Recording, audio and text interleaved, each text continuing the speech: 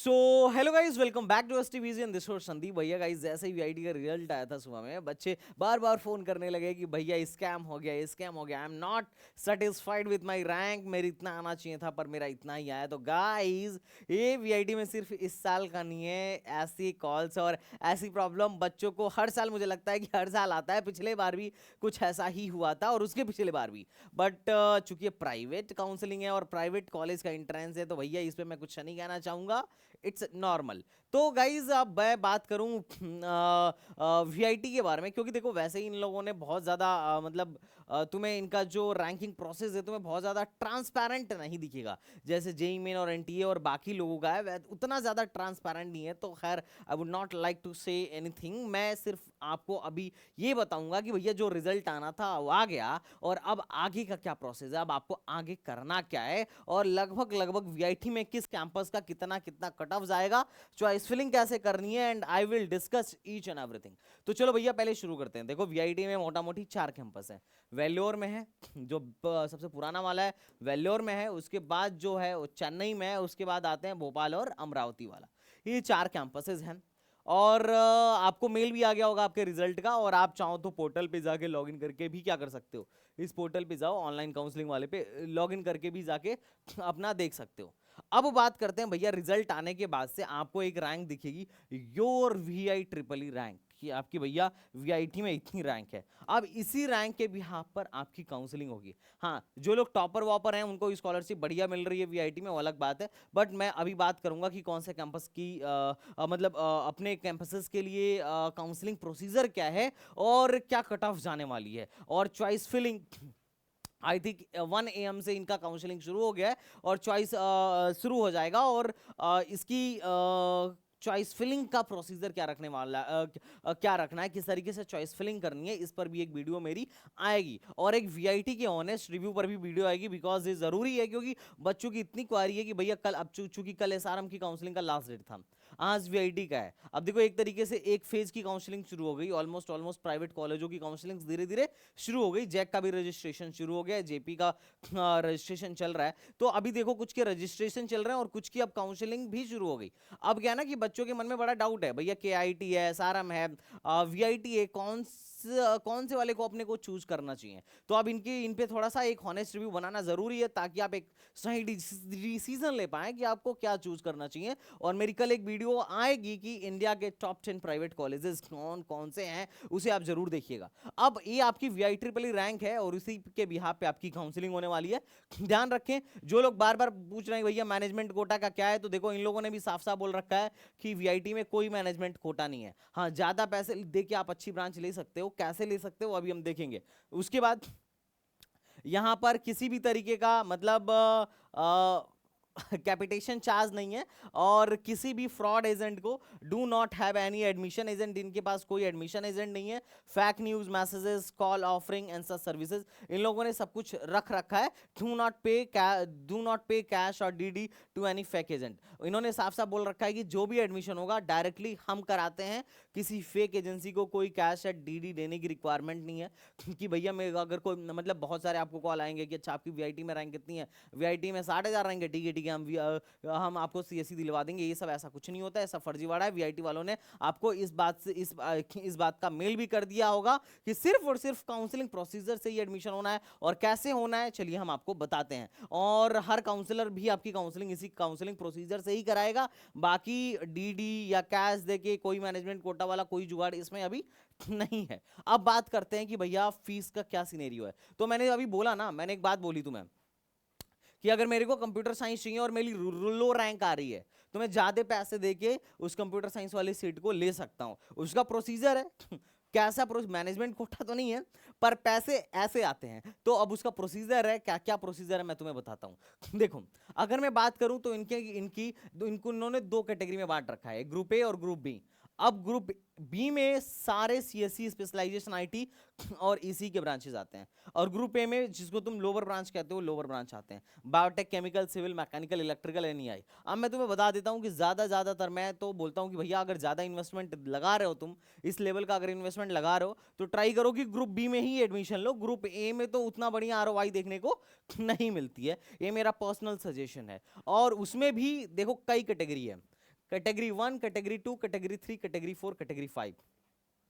Same branch लेने के लिए अगर तुम्हारी रैंक लो है तो तुम कैटेगरी 5 पे जाके ले सकते हो। अब कैसे लोगे मैं तुम्हें समझाता हूं। देखो, अगर तुम कैटेगरी 1 में एडमिशन लेते हो चाहे जिस भी ब्रांच में, तो ग्रुप ए में लगभग 1,76,000 और ग्रुप बी में 2 लाख, मतलब 2 लाख में तुम्हारा फीस निपट जाएगा। मतलब ट्यूशन तुम्हारा टोटल फीस 2 लाख पड़ेगा अगर आप किस में एडमिशन ले रहे हो, कैटेगरी 1 में एडमिशन ले रहे हो तो। मतलब आपका कॉलेज का फीस 8 लाख में मैक्स टू मैक्स निपट जाएगा अगर आप कैटेगरी 1 में एडमिशन लोगे तो। और अगर आप कैटेगरी 2 में एडमिशन लोगे तो 3 लाख में। और इनका ग्रुप ए वालों का, ग्रुप ए तो छोड़ ही दो, ये बहुत अच्छी ब्रांचेस तो मेरे को नहीं लगती हैं आरओआई के मामले में, बट जिनको जाना है वो देख सकते हैं। ग्रुप 2 में 3 लाख में निपट जाएगा। और अगर आप ग्रुप 3 में एडमिशन लेते हो तो 4 लाख में निपटेगा। और ग्रुप 4 में एडमिशन लेते हो तो 4.5 लाख में निपटेगा। और ग्रुप 5 में एडमिशन लेते हो तो 5 लाख में निपटेगा, मोटा मोटी 5 लाख में निपटेगा। और 1-2 लाख हॉस्टल फीस अलग से जोड़ लो। तो ग्रुप 5 में अगर तुम हो तो 7 लाख एनुअली तुम्हारा खर्चा आएगा। 4 साल में 28 से 30 लाख तुम फूंक दोगे। ये मैं कहीं से भी रेलेवेंट नहीं मानता हूं अगर तुम मिडिल क्लास फैमिली के हो तो। हाँ, अगर पापा के पास बहुत पैसा है, टेंशन ही नहीं है, पैसे से कोई लेना देना नहीं है, पैसे की कमी नहीं है, बिल्कुल आप ग्रुप 5 में जाओ, कोई दिक्कत नहीं है। ग्रुप 4 में जाओ, कोई दिक्कत नहीं है। लेकिन ग्रुप 1 और ग्रुप 2 बिल्कुल रिकमेंडेड है, आप बिल्कुल जाइए, कोई बहुत ज्यादा फीस नहीं है। लेकिन ग्रुप 2 थोड़ा सा महंगा है बट स्टिल चलेगा, कोई दिक्कत नहीं है। और खींच खाच के कुछ लोग ग्रुप 3 में भी चले जाते हैं। तो तुम अपनी इकोनॉमिकल कंडीशन तुम अपने हिसाब से मुझसे ज्यादा बेहतर जान रहे होगे अपने कंडीशन को, तो आप देख लेना। अब बात करते हैं ग्रुप ग्रुप ग्रुप समझ में आ गया ना? तुम जिस ग्रुप में एडमिशन ले रहे हो उस ग्रुप के हिसाब से तुम्हारी फीस लगेगी। अब ग्रुप कैसे डिसाइड होगा, तो तुम्हारे रैंक से डिसाइड होगा। अभी मैं चलो आगे तुम्हें बताता हूं। मैं वीआईटी का तुम्हें कट ऑफ दिखाता हूं। अगर वीआईटी के वेलोर वाले कैंपस में तुमको कंप्यूटर साइंस चाहिए तो ग्रुप 1 में एडमिशन लेने के लिए 1000 से अंदर रैंक होनी चाहिए, मोटा मोटी। हो सकता है उससे पहले भी बंद हो जाए, लेकिन मोटा मोटी लास्ट ईयर के कट ऑफ से ये देखा जा रहा है कि अगर 1000 के अंदर है, 880 है, 990 है, सॉरी 990 है, तो एक्सपेक्टेशन है कि ग्रुप वन कैटेगरी 1 में ही तुमको सीएससी मिल जाए।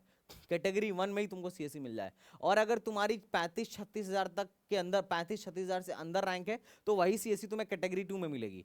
मतलब जिसकी 1000 के अंदर रैंक है वो कम पैसे में वही ब्रांच ले लेगा, और जिसकी 3000 के आसपास रैंक है वो थोड़ा ज्यादा पैसा देगी। मतलब कैटेगरी 1 में 2 लाख लग रहा था, कैटेगरी 3 में मोटा मोटी 3 लाख, मतलब वो 3 लाख देके क्या कर लेगा, 3 लाख देके मोटा मोटी क्या कर लेगा, वही ब्रांच ले लेगा। और अगर वो किसी की 15-16 हजार रैंक से अंदर है तो उसी ब्रांच को लेने के लिए इसको अब कितना देना पड़ेगा, 4 लाख देना पड़ेगा। और अगर किसी की 24,000 के आसपास रैंक है, 24,000 से पीछे रैंक है, 24,000 तक तो जाता नहीं है, लेकिन उससे पहले अगर है तो तुम एक्सपेक्ट कर सकते हो, तो तुम्हें फिर 4.5 लाख देके वही सीएससी देंगे ये लोग। और अगर तुम्हारी रैंक 30,000 के अंदर है तो भी चांस है कि तुम्हें सीएससी मिल जाए, लेकिन इस केस में तुम्हें 5,000 टोटल पर एनम की फीस देनी पड़ेगी। मतलब वही सीएससी 1,000 वाले को भी मिल रहा है और 30,000 वाले को भी मिल रहा है, लेकिन पैसे क्या लिए जा रहे हैं, ज्यादा लिए जा रहे हैं। तो इसका आइडिया तुम इससे लगा सकते हो। अच्छा, अगर किसी का 30,000 से बाहर है तो भैया उसको वेलोर कैंपस में सीएससी मिलने की कोई संभावना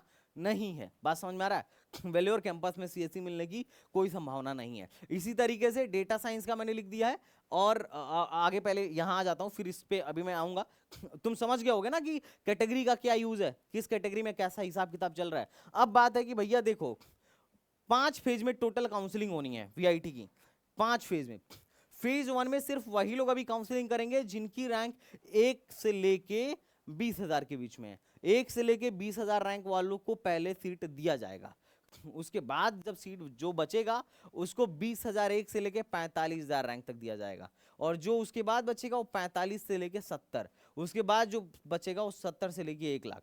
1 लाख के बाहर वालों को सिर्फ और सिर्फ एपी और भोपाल नए वाले कैंपस में ही बैठने दिया जाएगा। अगर आपकी 1 लाख से बाहर रैंक है तो आप या तो एपी में बैठ लो या भोपाल में बैठ लो। आप चेन्नई और इसके लिए, चेन्नई के लिए और वेल्योर के लिए एलिजिबल नहीं हो, चाहे जिस भी कैटेगरी में आप एडमिशन लेना चाहते हो। आपकी अगर रैंक 1 लाख से बाहर है और आप 5वें कैटेगरी में भी पैसा पे करोगे तो भी ये लोग आपको वहां बैठने नहीं देंगे, ये बात ध्यान रखिएगा। अब इसमें क्या है कि अभी आपको सबसे पहले क्या करना है, सबसे पहले रिजल्ट, अब देखिए आज आपका रिजल्ट आया है, रिजल्ट के बाद आपको क्या करना है, काउंसलिंग करानी है। काउंसलिंग के लिए क्या करना है, काउंसलिंग के लिए क्या करना है आपको, सबसे पहले काउंसलिंग के लिए क्या करना है कि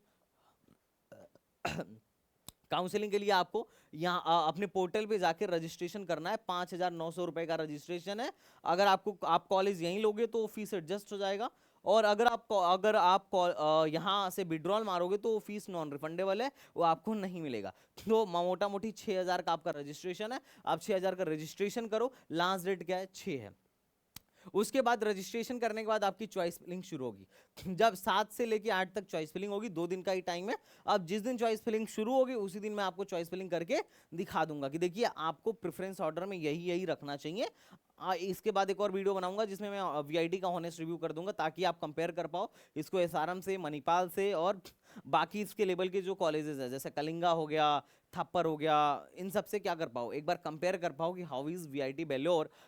और 7 से 8 में मैं आपकी चॉइस फिलिंग कराने आ जाऊंगा, कोई दिक्कत वाली बात नहीं है। और अगर सीट अलॉटमेंट की बात की जाए तो आपका 10 को सीट अलॉटमेंट आ जाएगा, 10 को सीट अलॉटमेंट आ जाएगा। और सीट अलॉटमेंट आने के बाद से आपको 10 से 16 के बीच में इन लोगों ने बोला है कि आपको एडवांस आप फुल पेमेंट, मतलब एडवांस पेमेंट करना है, जिसको हम लोग सीट एक्सेप्टेंस फीस बोलते हैं। और उसके बाद से 16 को लास्ट डेट है एडवांस फी पे करने का। उसके बाद से 24 तक आपको क्या कर देना है, फुल पेमेंट कर देना है। अब एडवांस पेमेंट कितना करना है, तो अगर आप कैटेगरी 1 में हो तो 1,98,000 का एडवांस फीस जमा करनी है। कैटेगरी 2 में हो तो 2 लाख एडवांस फीस जमा करनी है। कैटेगरी 3 में हो तो 2.5 लाख का एडवांस फीस जमा करनी है। कैटेगरी 4 में हो तो 3 लाख का। इन्होंने दे रखा है कि आपको कितना एडवांस फीस जमा करना है और बाकी का फीस कितना जमा करना है। तो अभी यही बस करना है, सिर्फ इतना करना है। सबसे पहले रजिस्ट्रेशन करना है, उसके बाद चॉइस फिलिंग करनी है, चॉइस फिलिंग के बाद सीट अलॉटमेंट आएगा, अलॉटमेंट के बाद एडवांस फीस जमा करना है। एडवांस फीस जमा करने के बाद से आपको क्या करना है, लास्ट डेट, मतलब पेमेंट का ये लास्ट डेट है, बाकी का पेमेंट जमा कर देना है। ये बात ध्यान रखिएगा। फेज 2 आपका शुरू होगा इनके बाद। फेज 2 का रजिस्ट्रेशन जो 6,000 का है वो आप 17 तारीख तक कर सकते हो, लेकिन फेज 1 वाले 6 तारीख से पहले पहले अपना रजिस्ट्रेशन कंप्लीट कर लें।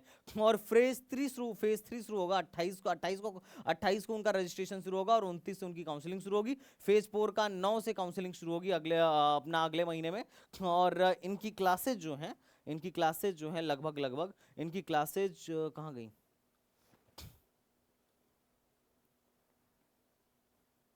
इनकी क्लासेस जो है 3rd वीक ऑफ जुलाई से शुरू होने की संभावना है। इनका orientation class 3rd week of July से शुरू होने की संभावना है। अब बच्चे का एक बड़ा कॉमन सा डाउट है कि भैया एक बात बता दो, मैं तो अभी जेई मेन दिया हूँ, अब जेई एडवांस की तैयारी कर रहा हूँ, मैंने वीआईटी भी दे दिया, कॉमेड के भी दे रहा हूँ, बिटसेट भी दे रहा हूँ। अब वीआईटी वाले तो बोल रहे हैं कि भैया मेरी रैंक भले ठीक है, पर वीआईटी वाले तो बोल रहे हैं कि भैया आपको 24 से पहले पहले एडमिशन कंप्लीट करवा लेना है, पूरा का पूरा पेमेंट दे देना है 24 तारीख तक, 24 मई तक। और 24 मई तक तो जोशा अभी शुरू भी नहीं होगा, जोशा तो अपना जून से शुरू होगा। तो अब जून में जोशा शुरू होगा तो ये क्या, पहले यहाँ पैसा फंसा लूंगा, तो बाद में अगर मेरा कहीं आईआईटी में या किसी और अच्छे एनआईटी में या किसी और अच्छे कॉलेज में होता है तो क्या ये लोग रिफंड करेंगे?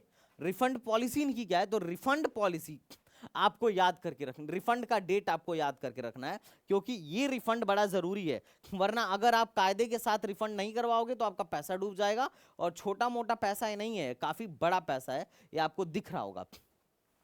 देखिए, अगर आप इनका ओरिएंटेशन क्लास स्टार्ट होने से पहले रिफंड मारते हो, रिफंड ऑनलाइन ही आप मार सकते हो, कोई दिक्कत नहीं है, विड्रॉल का प्रोसीजर है।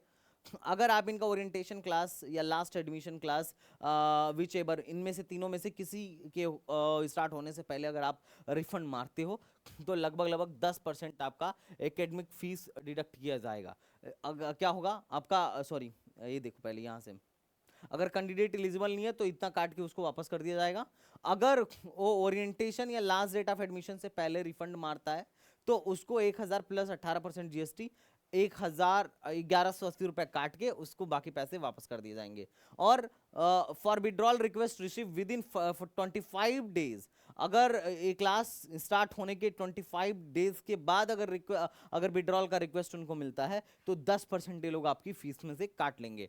और उसके बाद से अगर 40 डेज के अंदर मिलता है तो 20% काटेंगे। और for withdrawal request after 40 day, अगर 40 डे के बाद होता है तो सिर्फ और सिर्फ कॉशन मनी देंगे, बाकी एक पैसा आपको वापस नहीं करेंगे। तो ये विड्रॉल का रूल आपको अच्छे से आना चाहिए, और विड्रॉल कैसे करना है, कब करना है, ये भी आपको अच्छे से आना चाहिए। अब एक सीट अगर आप में से जो भी व्यक्ति बुक करना चाहे अपना वीआईटी में, अगर आपकी रैंक अच्छी है तो बुक कर लीजिए, बाकी तो आगे देखते हैं कि और क्या क्या आपको मिल जाएगा। अब अगर मैं मोटा मोटी कट ऑफ के बारे में बात करूं तो कट ऑफ का आइडिया यहां से आपको लग जाएगा।